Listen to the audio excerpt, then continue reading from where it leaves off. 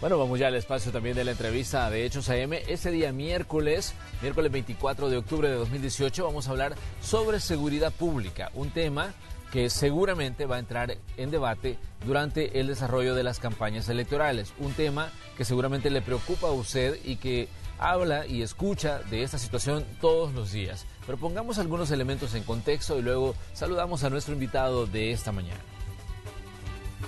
Un cabo de la Policía Nacional Civil fue capturado por el delito de organizaciones terroristas, informó la Fiscalía General de la República. Este hombre estaba destacado en la unidad de análisis de la División Central de Investigaciones en San Salvador y, de acuerdo con las investigaciones, colaboraba con la MS proporcionándoles uniformes policiales, armas y municiones. Junto al cabo fueron giradas 28 órdenes de captura en contra de miembros de la misma pandilla que operaba en San José Villanueva. Además, se les vincula a 4 hechos violentos cometidos contra mujeres. ¡Pero nos han obligado a hacer esto! Hablando de personas que obtienen indumentaria policial, recordemos que el pasado 16 de octubre, supuestos policías organizaron un bloqueo en la carretera Los Chorros como medida de protesta para exigir mejoras laborales para los trabajadores policiales. El director de la PNC, Howard Cotto, sostuvo que la corporación, junto con la Fiscalía General de la República, iniciará una investigación para determinar si en realidad eran o no agentes policiales los que participaron en este hecho. En otros temas, el Centro Histórico de San Salvador ha vuelto a ser escenario de hechos de violencia. En las últimas semanas, al menos 4 vendedores y una propietaria de un local de venta de comida han sido asesinados. A pesar de ello, la delegación de San Salvador Centro continúa realizando patrullajes preventivos para mantener la seguridad en la zona. Y en donde también mantendrá presencia policial es en la zona de Los Cafetales. La Policía Nacional Civil dispone de 1.500 agentes destacados en las bases rurales para acompañar a los caficultores durante la temporada de la corta de café, que inició el 15 de octubre. Esta es parte de la gama de temas que abordaremos esta mañana en la entrevista de Hechos AM. ¡Comenzamos! Así es, y en esta mañana de miércoles le damos los buenos días al comisionado Howard Cotto, director general de la Policía Nacional Civil. Comisionado, como siempre, un gusto que nos acompañe. Gracias por atender nuestra invitación. Muchas gracias, Manuel. Es un gusto estar aquí de nuevo con ustedes. Un saludo a todos los televidentes. Director, comencemos hablando de esta situación que ocurrió ayer, el asesinato de otro miembro de la corporación policial, esta persona identificada como Froilán Pérez Palacios, quien estaba destacado en la División de Investigación de Soyapango. Soyapango, sí. ¿Qué datos hay sobre quién podría estar detrás de esta situación? Un hecho que se ve, por lo menos con los datos que se han brindado de parte de ustedes, que iniciaron la investigación inmediatamente, de que fue una situación premeditada, porque eran personas en motocicletas que sabían seguramente que esta persona iba a transitar por ese punto, le disparan, hablan de más de 20 orificios de bala, y una situación pues que todavía incluso están procesando la investigación ahí, el levantamiento de la escena, de las evidencias. Sí, efectivamente, este hecho sucedió ayer aproximadamente a las entre 5:30 y 6 de la tarde en las proximidades o en el municipio de Quesaltepeque, Cantón La Lava. Nuestro compañero, que es un compañero que trabajaba efectivamente en el Departamento de Investigaciones de Soyapango, fue interceptado por sujetos que se conducían en motocicleta. Abrieron fuego contra él. Lo que conocemos hasta hoy es que él trabajaba ciertamente en Soyapango, pero en la zona donde se encontraba se dedicaba alternativamente a actividades de carácter agropecuario, y venía precisamente de eso porque ese día, es decir, el día de ayer a las 8 de la mañana, había salido de licencia. Él no estaba trabajando en ese momento. Abren fuego contra él, es asesinado. Sí, tenemos fuertes indicios de que se trata de miembros de pandillas. De hecho, ya tenemos el perfil de uno de los posibles participantes y estamos trabajando en su localización lo antes posible. Hay que anotar en esto, Manuel, que nosotros, cuando se trata de casos de policías, tenemos un equipo especializado de la División Central de Investigaciones que realiza todas las diligencias lo más rápido posible y agota todas las vías de investigación posible. Entonces, en este momento justamente ya tenemos la identidad de un posible participante y estamos pues en su localización. También es importante mencionar lo que decías ya de último, porque probablemente eso se preste a confusión. Había un rumor de que el cuerpo del compañero no había sido levantado, pero efectivamente ayer se enfrentaron condiciones difíciles porque en la zona llovió bastante y el levantamiento del cuerpo se pudo hacer hasta las 11 de la noche. Sin embargo, tomamos la decisión de continuar con la escena y seguir. Sí, se hizo el levantamiento, pero el resto de la escena se seguirá procesando este día y vamos a ver qué otros elementos pueden haber en el lugar de la escena que nos puedan ser útiles en la investigación. Te quiero mencionar que a esta fecha, durante el año, ya tenemos 23 casos de miembros de la institución, específicamente 21 policías y 2 administrativos que han sido asesinados en los 10 meses del año. Una de las preguntas lógicas que surge, director, al conocer este tipo de situaciones y los riesgos, sabemos que ser policía en El Salvador es un trabajo de alto riesgo, pero en este momento, con estas cifras que usted nos está proporcionando, la pregunta lógica que surge es ¿qué es lo que hay detrás de todos estos atentados contra los elementos de la Policía Nacional Civil? Podría ser el hecho de que en determinado momento ellos viven en zonas en las que, digamos, están rodeadas de pandilleros o que hay presencia de pandillas, otras por los casos que están investigando, otras que tienen que ver quizás con situaciones que ellos tuvieron en algún momento vínculo con algún caso de gente que está detenida. Entonces, ¿qué explicación le encuentran ustedes? Porque esto coincide con información que se publicó recientemente de que había un memorándum desde la Fiscalía General de la República advirtiendo de posibles atentados contra elementos de la policía y que esto podría venir incluso de gente que estaba detenida, de que podría venir desde dentro de un reclusorio. No podemos nosotros establecer, Manuel, que el caso específico del compañero Froilán Pérez el día de ayer tiene que ver con una orden emitida por centros penales. Yo quiero aclarar eso y decir que las diferentes instancias policiales y también la Fiscalía estamos en constante búsqueda de información que pudiera arrojar de que hay una amenaza real. De hecho, varias veces o múltiples veces durante el año es que nosotros obtenemos información de este tipo. En algunas ocasiones por parte de la Fiscalía, que ha sucedido varias veces en este año, y en otros casos directamente de los equipos de inteligencia nuestros, de inteligencia del Estado, etcétera, y es por eso que nosotros tenemos un plan permanente de acciones policiales para asegurarnos de que estos hechos no sucedan, aunque tenemos circunstancias como las que han sucedido ayer o los que han sucedido durante este año, ¿verdad? Pero nosotros sí tenemos planes permanentes, esos no los dejamos de ejecutar en ningún momento de cara a prevenir que otros hechos se den. En esto hay que decir, Manuel, que hemos tenido otros muchos casos en que gracias a la acción policial, a la información que se brinda, a las medidas de protección y de autoprotección también de muchos compañeros, este tipo de atentados que pudieron haberse realizado se han evitado y hemos salvado la vida de muchos miembros de la institución policial. Y ese es el mecanismo con lo cual trabajamos, es decir, nosotros no hemos decaído desde hace 2 o 3 años atrás en incluso ir incrementando las acciones de autoprotección.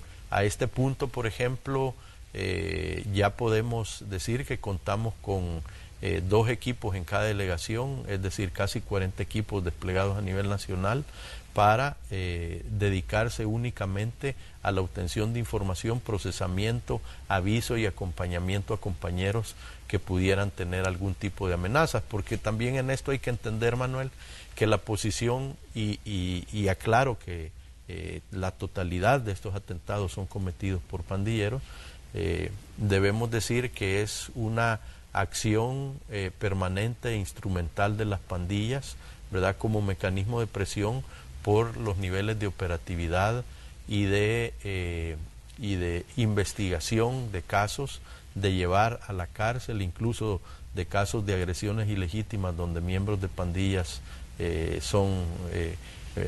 fallecen producto de los intercambios de disparos, que los pandilleros, como una acción desesperada, tratan de presionar o tratan de, no sé si es la mejor palabra, pero de amortiguar la acción de la policía por la vía de atentar contra miembros de la PNC. En algunos casos incluso contra miembros de la Fuerza Armada. Teníamos esta misma semana el fallecimiento de otro compañero de la Fuerza Armada. Hemos tenido en el pasado, en las últimas semanas o meses afortunadamente no, pero también hemos tenido este año el asesinato de miembros de la Dirección General de Centros Penales.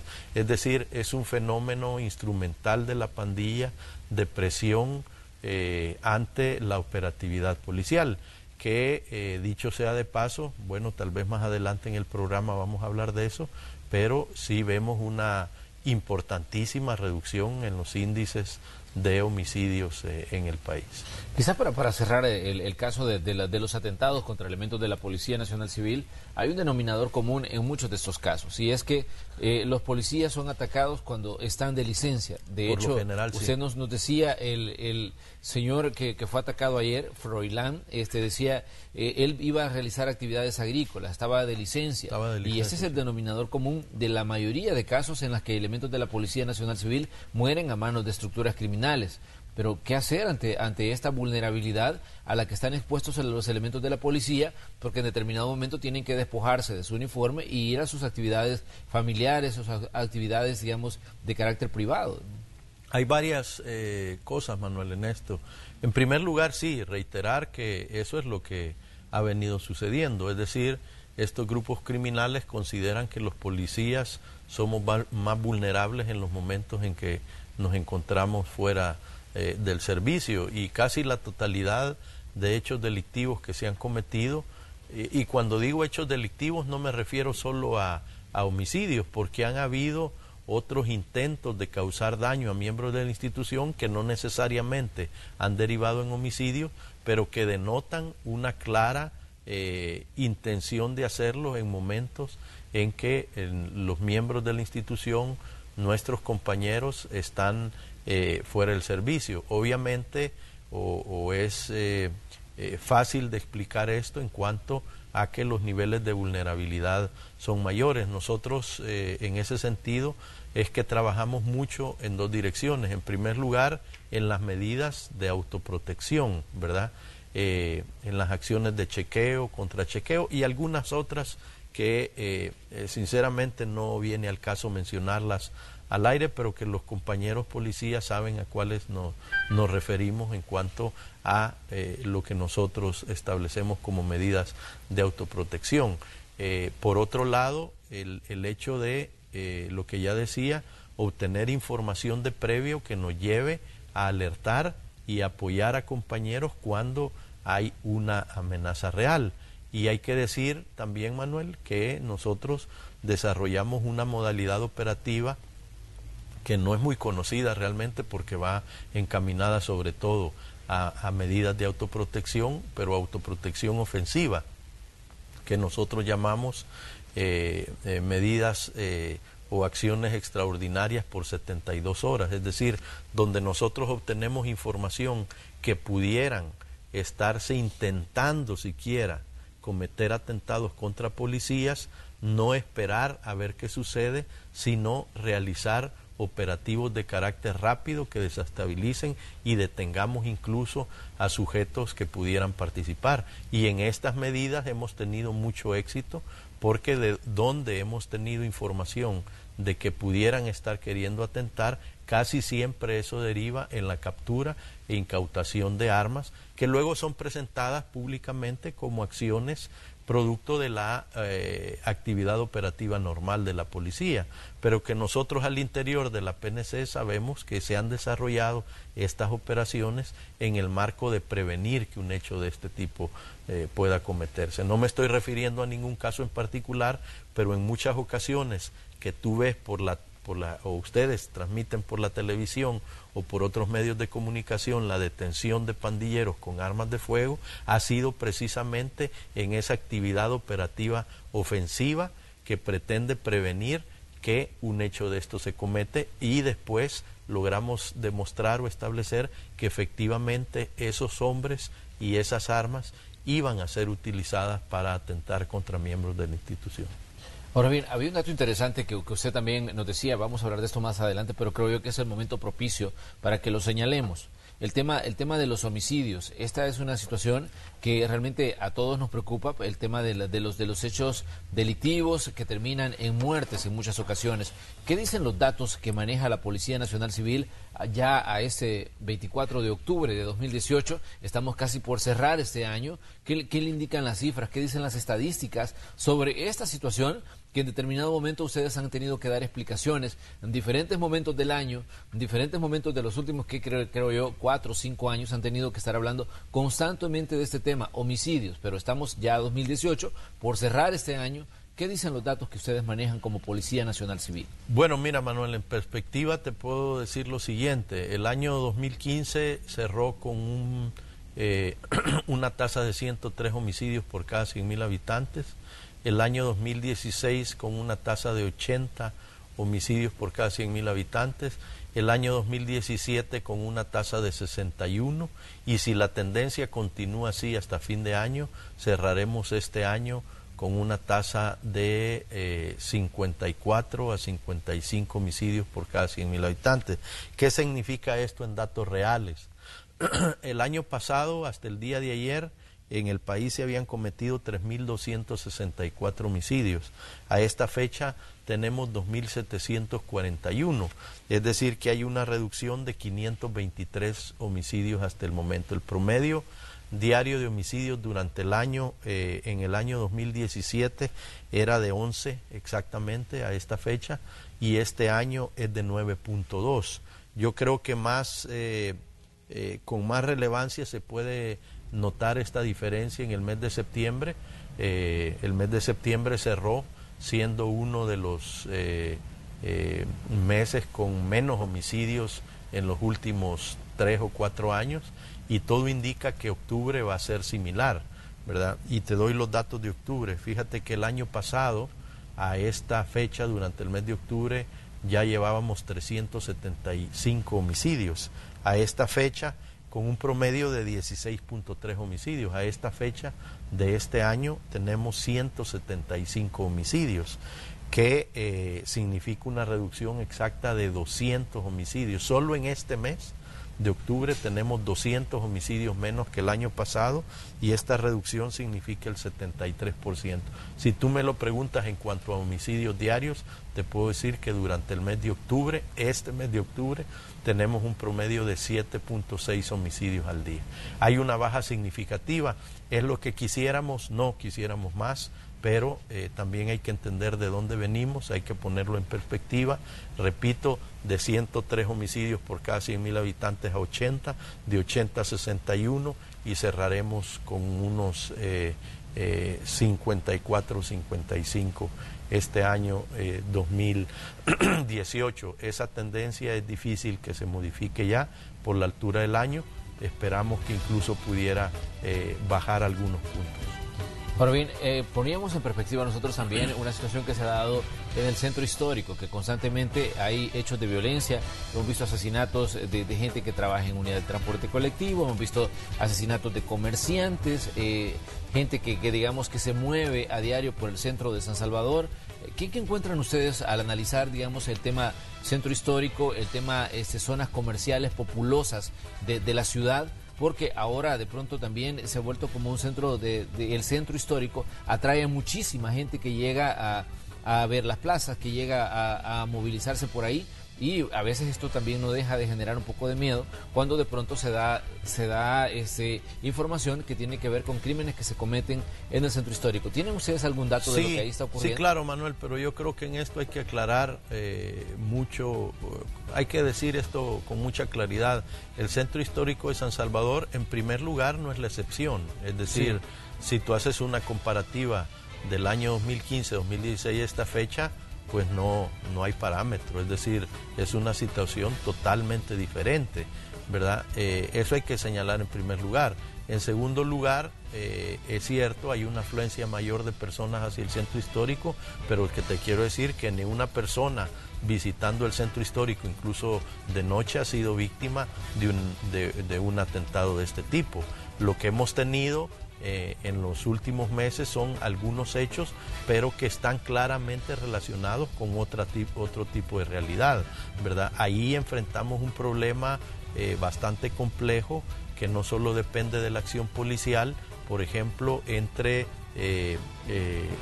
los grupos o las instancias de seguridad privada con miembros de pandillas, entre comerciantes, etcétera. Es decir, las personas que han sido víctimas principalmente de homicidios en la zona son aspectos que tienen que ver con estas realidades, y hay hechos que están concatenados con el otro, es decir, que se da un homicidio, después se da una venganza y hay una espiral de este tipo, pero son personas que están por lo general vinculadas a actividades comerciales o de operatividad criminal en esa zona, ¿verdad? No tiene que ver el fenómeno con el hecho de que personas estén visitando el centro histórico, sobre todo en las noches y todo eso. Es un fenómeno que está muy arraigado a la actividad de carácter comercial y criminal en esa zona. Y nosotros estamos trabajando bastante. Yo creo que quedaba en claro en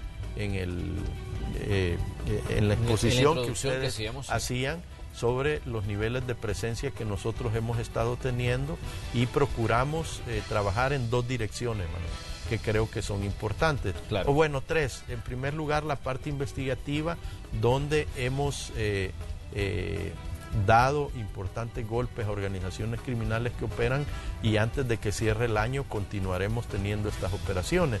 Pero hay dos aspectos que yo quiero resaltar. Uno, que seguimos incrementando las acciones en el transporte público, es decir, acciones que eviten que personas que en paradas de buses o al interior de autobuses puedan tener problemas con la delincuencia. Y por otro lado, como ya decía, repito, las acciones de carácter investigativo que ahí tenemos, porque realmente las estructuras de pandillas son persistentes en ejercer un nivel de presencia por los niveles de actividad económica que hay ahí en la zona del centro histórico. Vamos a hacer una pequeña pausa comercial, pero les invitamos a ustedes a que sigan con nosotros, porque esta mañana estamos teniendo una conversación con el director general de la Policía Nacional Civil, el comisionado Howard Cotto. Regresamos enseguida.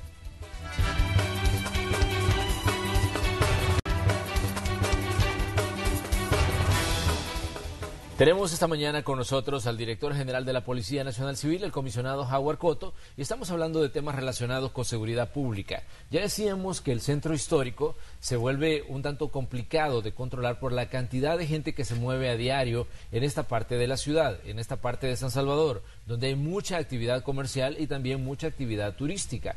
Director, ¿cuál es la radiografía que ustedes hacen del problema, por ejemplo, del control que pueden ejercer pandillas en la actividad comercial, de problemas como la extorsión a muchas de las personas que ahí se ganan la vida a diario en el centro histórico? ¿Cuál es la radiografía que tienen ustedes de esta gente que llega todos los días ahí, pero que muchas veces no vive en ese sector, sino que solo llega a desarrollar sus actividades y a cierta hora de la noche, pues aquello queda desolado, ¿no? Bueno, es que mira, Manuel, el centro histórico habría que llamarlo, es una zona especial que no tiene parecido con ninguna otra zona del país. Es decir, es una zona donde sus características difieren mucho de lo que estamos acostumbrados a ver. Claro, nosotros vemos el centro, hablamos del centro, pero no nos paramos a reflexionar qué en realidad es el centro histórico. Y te menciono dos características. En primer lugar, es la zona de mayor afluencia financiera y de personas de todo el país.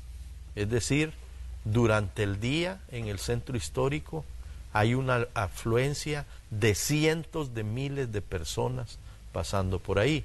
Primera característica que no tiene ningún otro lugar. En segundo lugar, otro aspecto que es importante destacar es que ahí no vive nadie.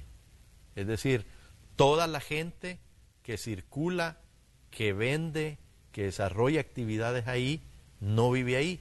Cuando uno viene a ver o analizar qué personas están ahí, todos vienen principalmente de Apopa, en alguna medida de Soyapango, de San Marcos, de Santo Tomás, Santiago Texacuango, Panchimalco, Los Planes, de donde tú quieras mencionar, pero ahí no vive nadie. Nosotros estamos más acostumbrados como país a ver o analizar la situación criminal de un lugar sobre la base de cierto arraigo de quienes realizan actividad criminal, es decir, son criminales, a veces pandilleros, a veces no, pero que viven y operan en una misma zona. En esta zona del centro histórico las condiciones son totalmente diferentes porque la gente no vive ahí. Eso obviamente hace mucho más complejo la realización de el control y también quiero decirlo, hace más complejo desarrollar los casos de investigación.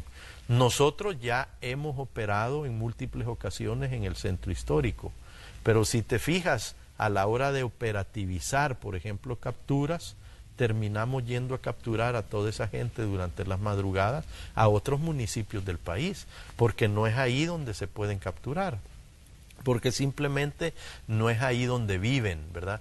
Ellos tienen algo así, no sé si es la mejor palabra, pero podríamos decir como una doble vida, una vida en la noche, que es en la zona donde residen, y otra vida en el día, que es este lugar donde realizan todas sus actividades. Entonces, uno puede ir al centro histórico a las 10, 11 de la noche y prácticamente es una zona, un desierto, es decir, son muy pocas las personas que uno ve en circulación. Sin embargo, durante el día son cientos de miles de personas circulando. Esto le da ciertas características a la zona que vuelve más complejo el trabajo tanto de seguridad pública como investigativo, pero nosotros hemos hecho esfuerzos significativos ahí.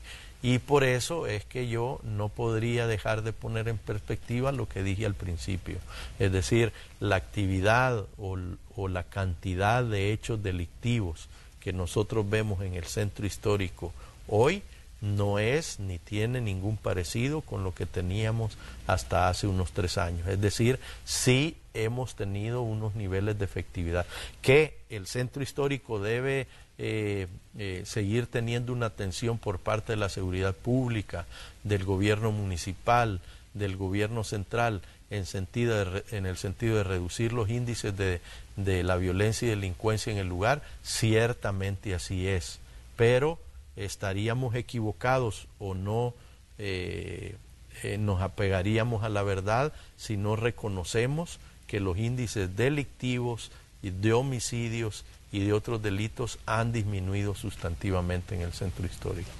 Director, hay una cantidad de temas que tratar con usted y hay situaciones que tienen que ver, como por ejemplo declaraciones que daba el presidente de los Estados Unidos, Donald Trump, donde él decía en algún momento que las caravanas de migrantes que pasaron por El Salvador, provenientes de Honduras, y que las caravanas de migrantes estaban infiltradas por miembros de la MS-13. Recordemos que en Estados Unidos el nombre de esta estructura criminal ha sido mencionado en diversos momentos. De hecho, hace algunos días conocíamos que Jeff Sessions, el fiscal de los Estados Unidos, decía que habían creado una unidad especial para atacar o para eliminar aquellos grupos que consideraban ellos una amenaza para Estados Unidos. Mencionaban a carteles de la droga, mencionaban a organizaciones terroristas y mencionaban entre esas digamos, entidades o esas estructuras criminales que podrían amenazar en determinado momento la seguridad de Estados Unidos a la mara MS-13. ¿Cómo toman ustedes estas declaraciones del presidente Trump al decir en la caravana de migrantes vienen pandilleros de la MS-13, al decir Estados Unidos, nosotros hemos creado una unidad especial porque queremos acabar o queremos desactivar esa estructura criminal dentro de los Estados Unidos? Bueno, mira, Manuel, yo creo que para empezar, es un tema muy complejo. Creo que estigmatizar las caravanas de migrantes no es correcto. Uno puede ver dentro de las personas que se dirigen en estas caravanas, independientemente del origen, a gente humilde, en la mayoría de casos personas que no tienen ningún vínculo con hechos criminales, y yo creo que partimos de una evaluación incorrecta cuando se trata de estigmatizar a personas que integran estas caravanas. Yo obviamente tendría que decir que existe la posibilidad que hayan grupos de coyotes, por ejemplo, de traficantes de personas que quieran aprovecharse de un fenómeno de este tipo. Pero plantear que una caravana, plantear, por ejemplo, que 7,000 personas que están en México o otras que están intentando realizar estas caravanas están integrados por delincuentes, es una aseveración que no podemos compartir. Es decir, no estamos de acuerdo porque además no vemos ni tenemos ningún indicio de que las caravanas estén integradas por delincuentes. De hecho, ya que mencionas al señor Jeff Sessions, él estuvo en el Castillo, en la oficina que tenemos en la Dirección General, en el centro de San Salvador. Estuvimos hablando mucho del tema hace algunos meses y nosotros fijábamos con claridad nuestra posición, y esa ha sido y continuará siendo muy clara.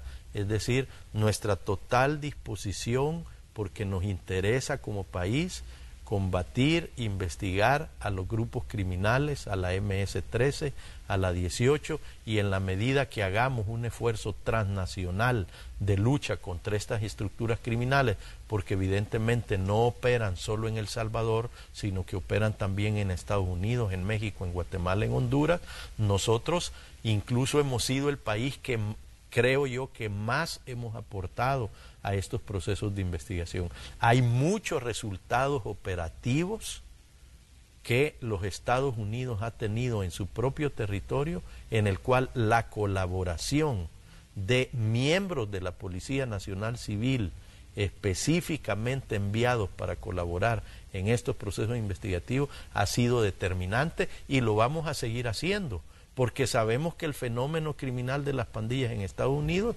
pueda estar impactando también en El Salvador, y porque se trata de un fenómeno transnacional.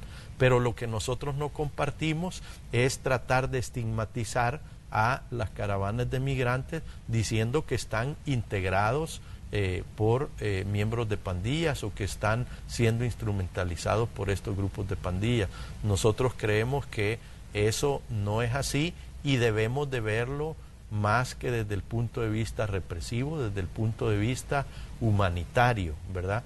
Y el acompañamiento que nosotros, creo que como país y específicamente como institución, debemos de darle a este tema es precisamente desde el punto de vista humanitario. Preocuparnos porque estas personas no sean afectadas, ¿verdad? Porque al final son ciudadanos centroamericanos, son ciudadanos salvadoreños. Nos preocupa, por ejemplo, creo que en varios medios de comunicación y en declaraciones a nivel internacional de organismos multinacionales se ha planteado, por ejemplo, la situación de los niños, ¿verdad? Para nosotros es motivo de preocupación, más que por tratarse de un fenómeno de migratorio, criminal o como se le quiera llamar, el hecho de que niños y niñas puedan salir del país o moverse a través de los países sin el consentimiento de sus padres, o que puedan ser vulnerados en sus derechos. Pero esa es una óptica de carácter humanitario, una óptica dentro de la cual se pone a la persona como posible víctima de un hecho delictivo. de personas o de individuos o de organizaciones criminales que quieran aprovecharse de ellos en su ruta hacia los Estados Unidos. Esa es la óptica que nosotros le damos, pero desde ningún punto de vista vamos a compartir que las caravanas de migrantes están integradas por o movilizadas por estructuras criminales. El presidente Trump no se quedaba pues solo con eso, decía también que él tenía información y lo publicaba, y decía esto generaba un poco de controversia en medios de comunicación en Estados Unidos que están debatiendo el fenómeno de las caravanas de migrantes, y decía que incluso podría haber infiltración de grupos terroristas árabes. En este caso, obviamente hemos visto la caravana de migrantes hondureños que pasó por territorio salvadoreño, y seguramente en los controles migratorios ustedes pueden detectar si hay personas que no son de Centroamérica, sino que vienen de otras partes del mundo. Y me imagino que usted, como director de la policía, tiene información directa sobre la gente que está entrando y que en algún momento puede levantar algún tipo de sospecha, puede tener algún récord de carácter criminal. Nos preocupa que en las caravanas de migrantes puedan haber personas, tratantes de personas, por ejemplo, ¿verdad? Pero hasta hoy nosotros no, o que se quieran aprovechar de esta situación, pero hasta hoy nosotros no tenemos ningún indicio, ¿verdad? Porque tenemos que partir de la base de la información que manejamos. Hasta hoy no hemos obtenido por fuentes propias o de otros países que dentro de estas caravanas de migrantes hayan personas como las que tú mencionas, ¿no? Eso no lo hemos tenido. Es decir, no es que estemos únicamente fijando una posición sobre cómo vemos el fenómeno, sino que nosotros tenemos que partir como policía de la información en concreto que tenemos. Y debo ser muy claro, Manuel, al decir que nosotros no tenemos información de ese tipo. No podemos nosotros aventurarnos a hablar que ahí vienen en esas caravanas terroristas de origen del Medio Oriente o de donde sea, ¿verdad? Cuando nosotros no tenemos ningún dato que nos lo confirme. Hasta hoy la Policía Nacional Civil no tiene información alguna. Sí tenemos algunos datos sobre la posible participación o el interés de algunas personas o individuos que son tratantes de personas de aprovecharse de esa circunstancia, y eso sí nos preocupa.